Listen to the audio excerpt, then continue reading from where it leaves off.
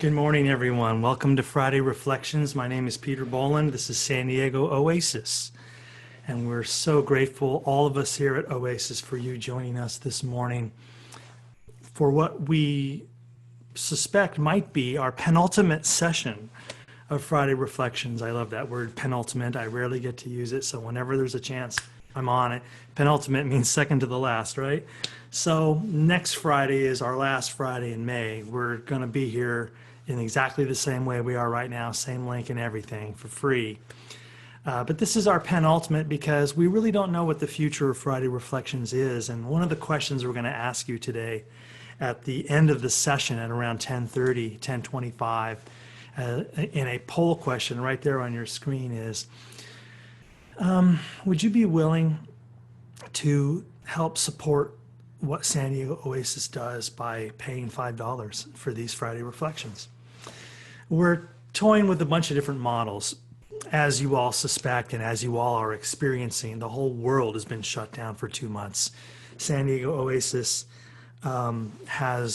we've all on this side, most of us have been working on a volunteer basis for the last 2 months and loving it. But it's unsustainable, and we want Oasis to really thrive and survive. And we know you do too.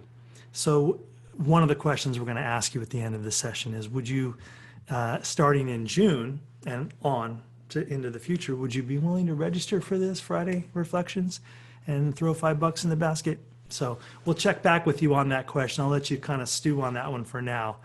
But today's free, next Friday's free, so no changes in May. Just thinking about the future, trying to plan what's next. I've got a couple of great webinars coming up. You can find those on the schedule as well. Many of you were with me for the 4 agreements just a few days ago on Tuesday. Thank you so much. That was a really fantastic experience, and I have 2 more exactly the same things coming up in June, 90-minute webinars. The first one is on June 16th, and it's called The Wisdom of Kabbalah, the Jewish mystical tradition of Kabbalah. And then again, 2 weeks later on Tuesday, June 30th, we're going to do a subject that's really near and dear to my heart, and that is called Dismantling Racism, one insight at a time. So you can register for both of those right now on the SanDiegoOasis website. But let's dial in on the real reason why we're here. We've been doing this for 2 months now. This is our 8th or 9th one, right? And thank you to all of you who have found us, who've made it a regular part of your life.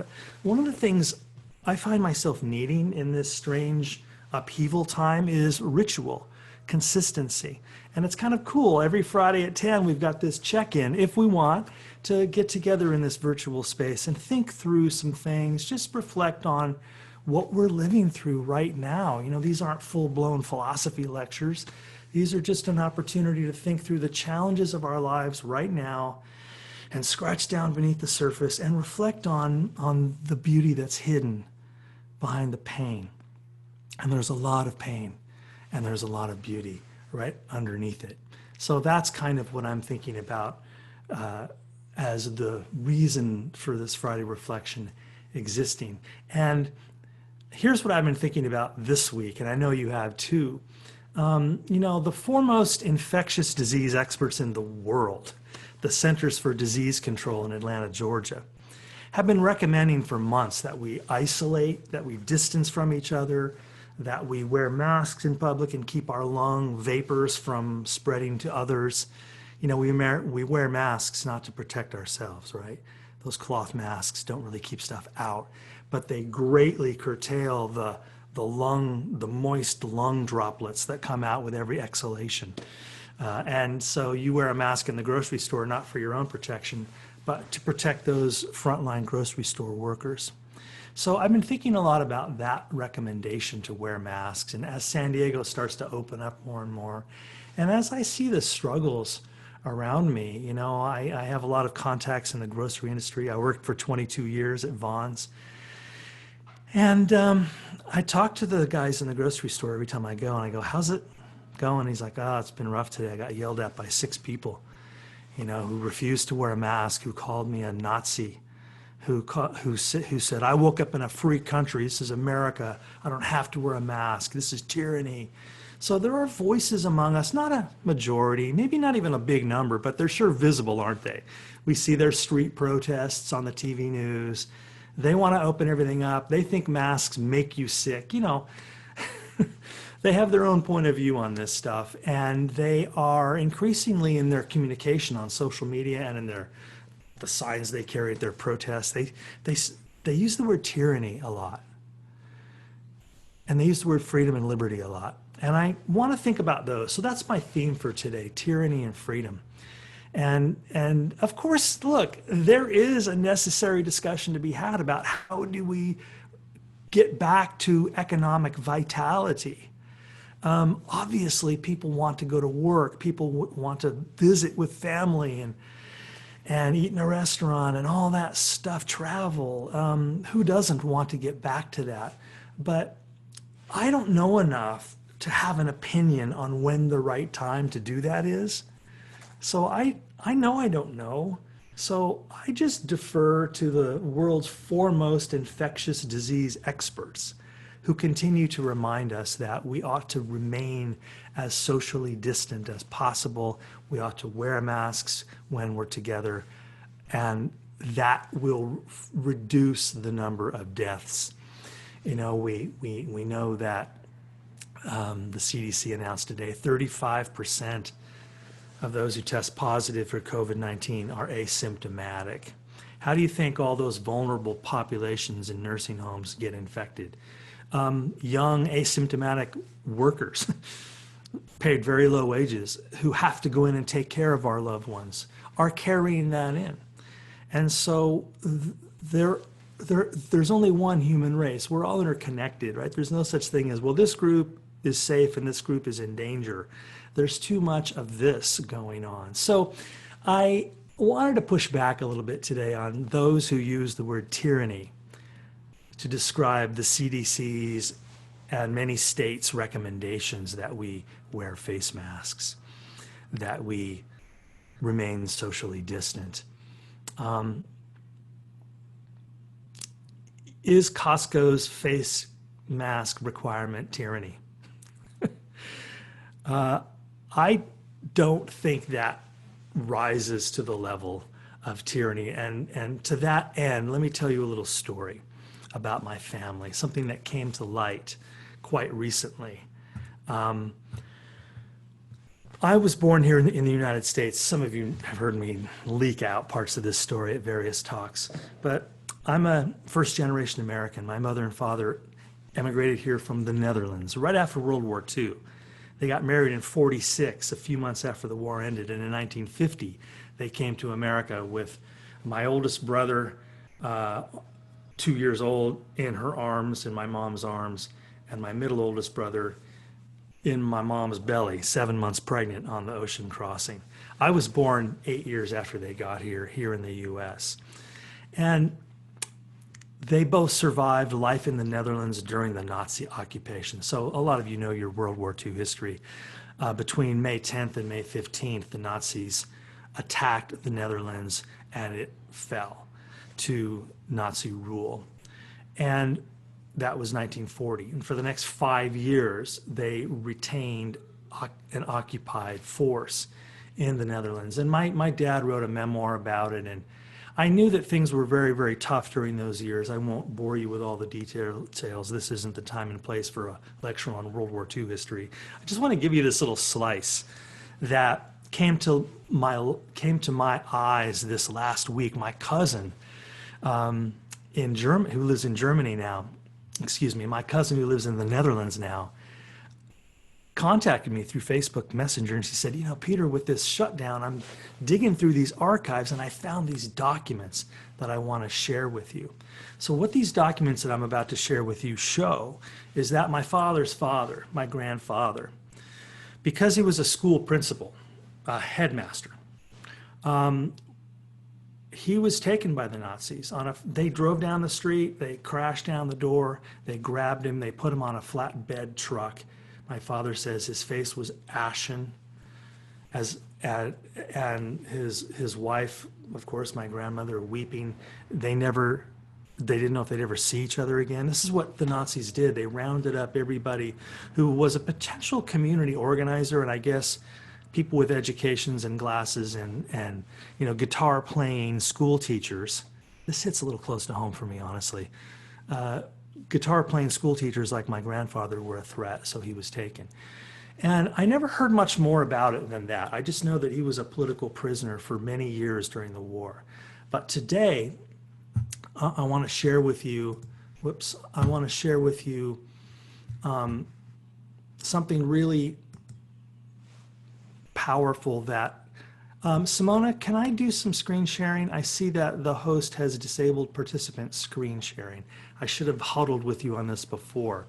Let's see if, while I'm talking here, we can open up that possibility.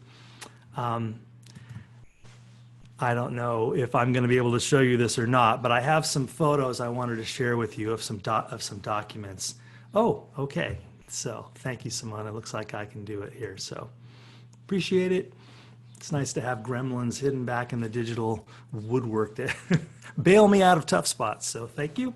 So what I'm sharing with you here is the envelope, which contained 3 pieces of paper. And you can see in the upper left-hand corner where it says Buchenwald.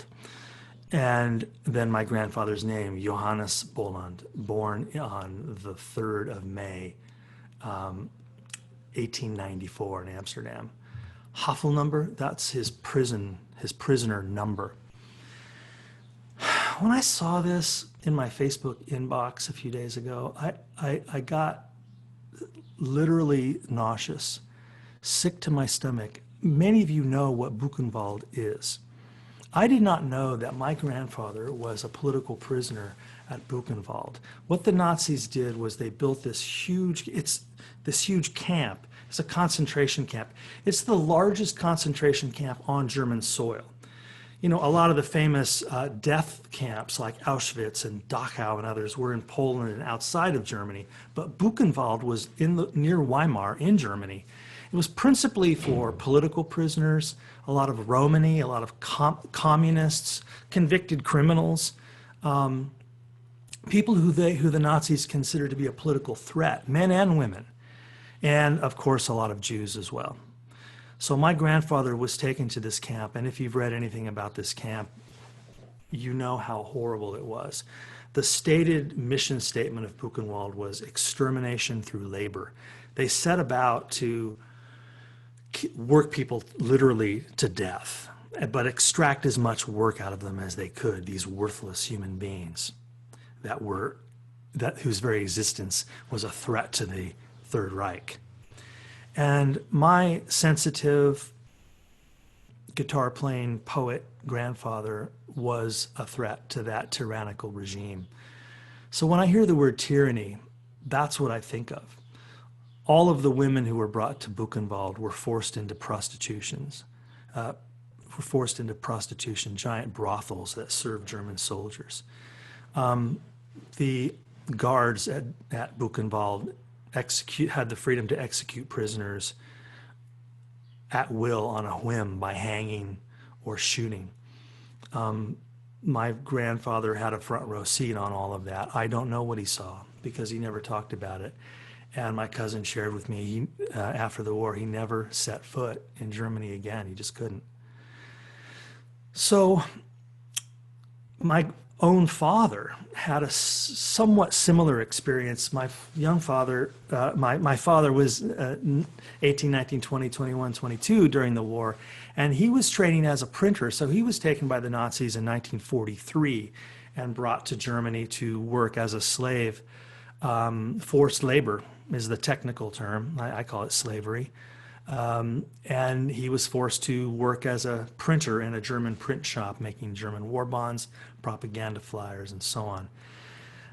My father loved the German people, and after the war, he traveled to Germany quite a bit. He had some strangely positive experiences with real German people on the ground, who, as he told me, also hated Hitler. So it's complicated, right? But I wanted to just show you this document. This is the front of the envelope. Here's the back. Here's one of the pieces inside. It's just his intake, his name. There's his prisoner number again. School master, headmaster, his birth date, his wife's name, the town he lived in, Harlem. Here's the back of that. Here's another piece of paper just for the card file. His full name, his prison number.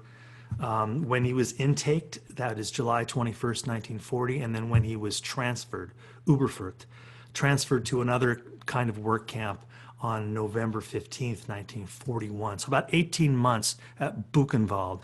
And here, if you've ever been in jail, I don't know, my fellow jailbirds out there, when you get brought into jail, they take all your property and they write a little list of everything you had. That's what this is. This is the property card, 2 shirts and so on. So that was just, what I'm struck by when I see this is that famous phrase, the banality of evil.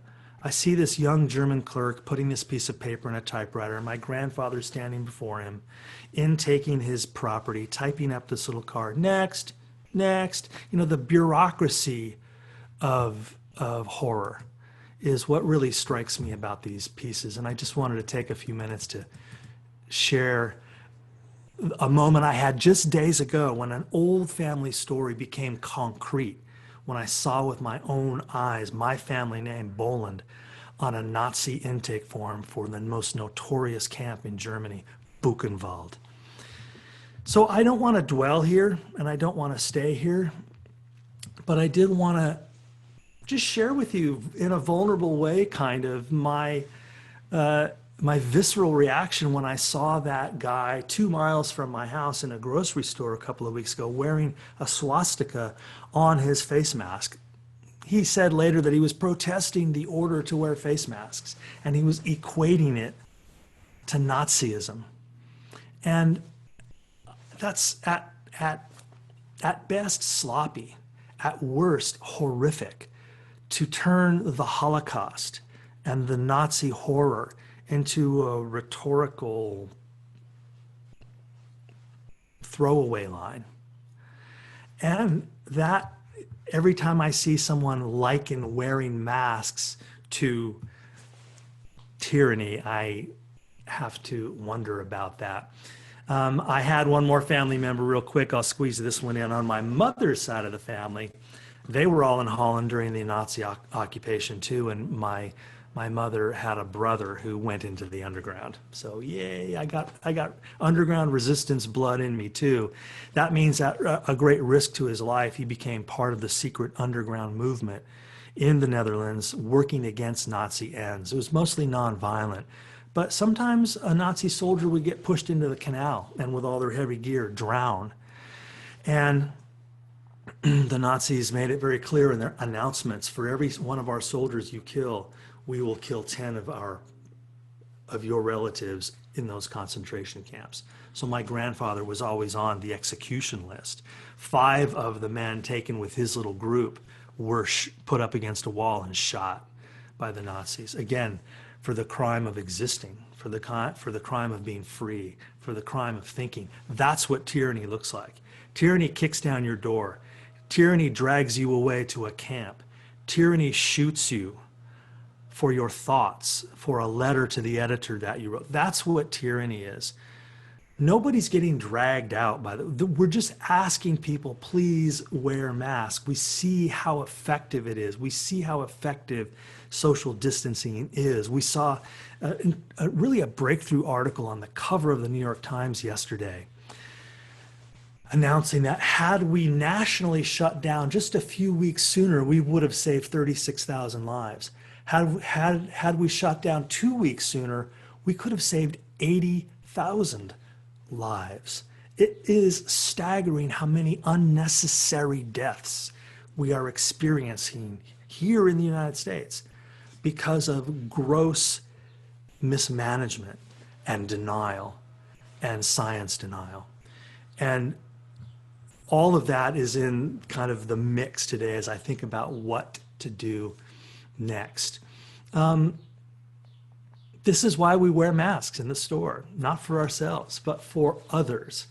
And from my perspective in philosophy, we think a lot about rights and liberty and ethics. And there's a reason there's a law in California that if you ride a motorcycle, you must wear a helmet. And one of the reasons is that we want you to live through your motorcycle accident. But the second reason is that when you crash on your motorcycle and slide along the ground and hit your head into a curb and have either fatal or devastating brain injury, the taxpayers are going to pay for your care. And so no man is an island, right? There's this idea that there is no such thing as us and them. There's just us.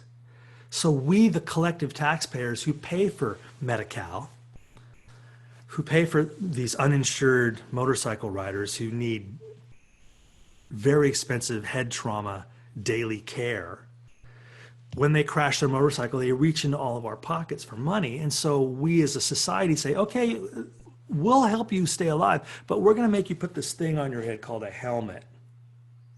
So freedom and rights are never absolute. You have the freedom of speech, but you can't yell fire in a theater. If you put poison in jars of peanut butter at the grocery store, we will arrest you and imprison you. But if you put fictitious, fake information on the internet and generate fake news and make conspiracy videos full of lies, we don't arrest you. And so there's this whole challenge around how much liberty do we have. And I think there's also, finally, I call it EDD. Empathy Deficit Disorder. I see it all the time. Ever since I've been thinking about this, I see it everywhere. Some people, and I don't know how this sorts itself out, but doesn't it seem to you that some people are a little impoverished in their capacity for empathy? To go into a grocery store and yell at a grocery store clerk for asking you to wear a mask means that the inconvenience of putting a piece of cloth over your nose and mouth is greater than the life of the grocery store worker. Look at the statistics of the kinds of professions who are dying at a much higher rate. It's nurses, it's prison guards, it's nursing home workers, it's grocery store workers. They are getting infected and dying at a higher rate. Every time I go to the store as an asymptomatic potential COVID-19 carrier, I put on my mask, not for myself, but out of an act of kindness for this stranger in front of me who might not even get sick, but still might get infected and bring it to his grandmother, and she'll die. So there's this old Buddhist idea that in the end, when you boil it down, wisdom, all you can really say about wisdom is that it is compassion. Wisdom isn't knowing everything. Wisdom isn't having the answers to all the questions. Wisdom is kindness. It is compassion. When that reporter asked the Dalai Lama, are you a Buddhist? And he said, I don't have a religion. My religion is kindness. And I'm thinking of Jesus too. I like to bounce between these traditions. Jesus famously said in the Gospel of John, right before he was about to die, he said, and I'm going to paraphrase here, obviously. He said, in the future, people will know who my followers are by how well they love one another. That's how you can tell who the real Christians are, to stick with that one religion. And I'll expand it. That's how you can tell who the awakened, wise human beings are, by how well they love one another, thinking not about their discomfort, thinking not about their inconvenience, but thinking, or their machismo, but thinking about what about karmically the harm that this might do to people I don't even know. So I want to show you one last thing. This is some prison art that my grandfather made. So this is a tray. You can see it has these two handles. It has these beautiful little nails along the side, and it's inlay. So I don't think he made this at Buchenwald. But after he left Buchenwald, he was sent to another work camp because they used, they built a lot of factories around Buchenwald. They moved a lot of German industry there to use all this free labor. We do the same thing in our country, by the way, so don't get too high on your horse. In the private prison industry, there are countless examples of corporations using inmate labor and paying pennies an hour for it. We'll talk about mass incarceration another day, but this tray came from my grandfather's hands, made from scrap wood, scrap aluminum. It's beautiful, isn't it? And you can see his name here, his initials JB, Johannes Bolland, on the back in aluminum set into this. This is an article my mom taped on here. Was your mom like that too? She taped stuff on the back of everything like, kids, when I'm gone, this is what you need to do with this. This is an article about how to make contact with people at the Holocaust Museum in Washington, D.C., who are always looking for concentration camp art. Again, my family's not Jewish, or obviously he wouldn't have survived the war, and I would never have been born. But I think of this often. I have it out here. Every time you share time with me, it's back there on that credenza thing that my other grandfather made. And so look at the imagery, the butterflies. And of course, we all recognize the universal metaphor that cultures all over the world use for butterflies. Butterflies, of course, it's obvious, isn't it? They stand for the struggle to break out of tyranny and drift into freedom, to float into freedom. The butterfly symbolizes the transformation of the journey from tyranny to freedom. And it is after seeing these Buchenwald documents that I shared with you today, it's with renewed pathos that I look at these images. I can see him, I can feel him cutting every one of these out and laying it in here, not knowing if he would ever go home again. We all know how the war ended. We all know that he made it home. He didn't know that. During the war, the Nazis called themselves the 1,000-Year Reich. As far as my father and my grandfather and my whole Dutch family was concerned, this was the end of the world. It was over. And thank God that the United States came out of its isolationism and decided to get involved in the war and D-Day and the liberation and all of the rest. And maybe I'll talk more about that story another day. But this has been a little bit of a different Friday Reflections because I just talked a lot about my family's story. But I hope that has some merit for you as you also reflect on where is the line between what I deserve and what I owe you. What do we owe each other as Americans? What do we owe each other as human beings? Is it right that I give up some of my preferences so that others may live? We have a right to life and we also have a right to liberty. And when those two things come into conflict, good men and women disagree about where to draw that line. And that's what we're working on right now. But I hope that you share my recognition that the use of the word tyranny for a please wear a mask request is a grotesque overstatement. Dramatic much? Yeah. So I hope that you'll join us next Friday for maybe our last Friday reflection. And right now, we are going to open up the poll. So Simona, let me back up a little bit and go into some instrumental guitar.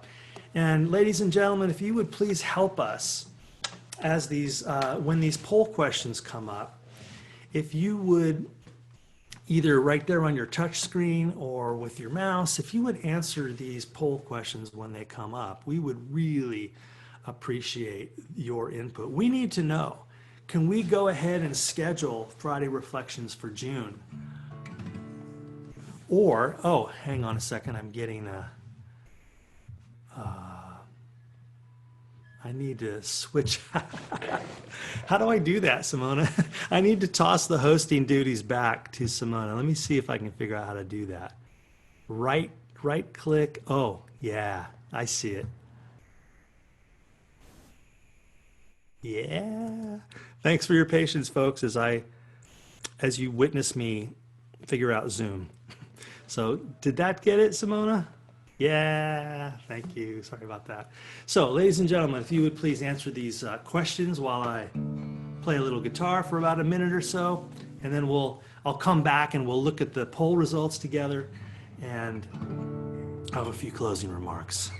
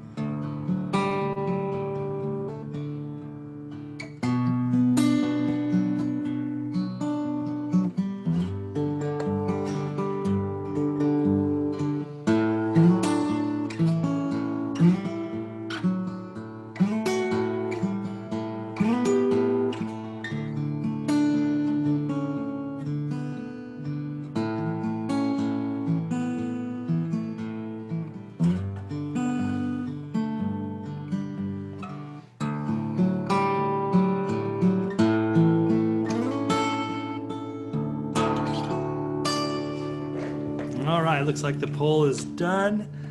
I'm seeing some results. Oh, we got a few more to come in still. I see it open back up. So anyhow, let me see here. Okay. All right. I'll just hold up my grandfather's platter again. Y'all just keep answering those questions. I think it dropped away and it came back, so do what you can there to get through those questions. I see the survey back up, so I'm seeing some messages.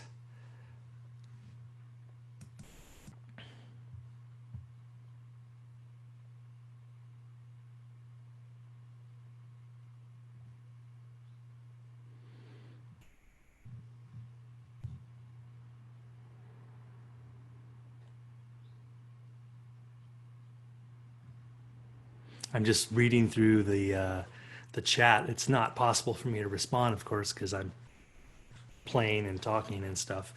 But I appreciate all of you chatting with each other and just sharing things with the group. I'll go back and read those later.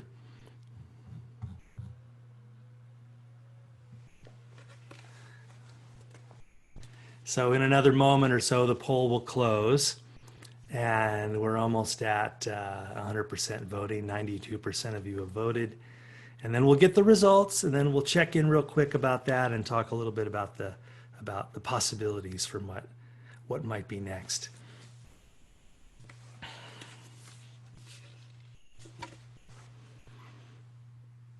One of the side benefits of you and I doing all this Zooming is, I don't know about you, but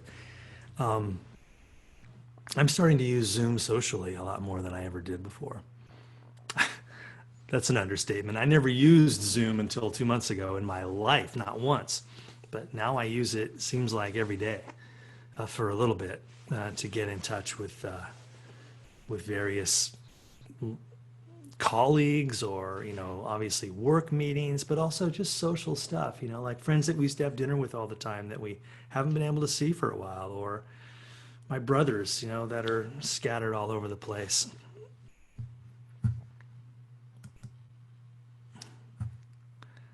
Let's see. Well, that's a nice idea. A gift card for grocery workers to have a beverage. I know, just hand out Starbucks cards to grocery workers. I like that. Of course, it would have to be sterilized. Okay, here's our poll results. Thank you, Simona. Beautiful. Let's see here what we got. We keep asking you the question, are you are you ready to get back together? And San Diego is going to phase 2. That's what the state is calling it. So some partial openings, maybe you've seen that in the paper today. How ready are you to come back? We're still getting, I would say, a majority of people not ready or torn. So, only 24% of you, only 1 out of 4 would come through the door. And that's just probably not enough to justify physically reopening. Yeah, and then the second question is about this.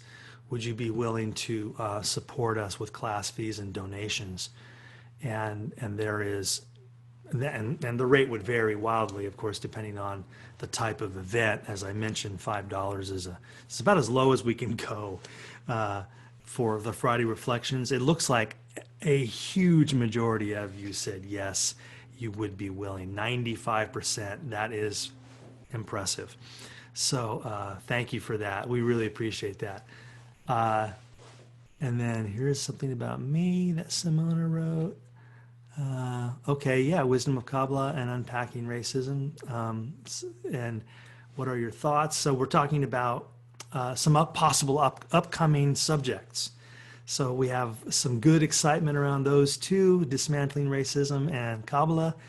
We're already getting some good registration on those. I appreciate that. Maybe when we're done here, since you're on your computer anyway, you could click on over to SanDiegoOasis and register for whichever one of those or both of those interest you. Again, those are the Kabbalah one is Tuesday, June 16th, and the racism one is Tuesday, June 30th, if I can trust my recall there. Okay, good. I will close that and go back over here and get ready to check out. So listen, gratitude and love to all of you who were here. We want to honor everyone's time and keep this to a 30-minute time frame, so I'm sorry I can't answer any specific questions or anything. We should build some events like that, maybe that are more discussion based. All of this is in the works to kind of create something like that. So we'll see.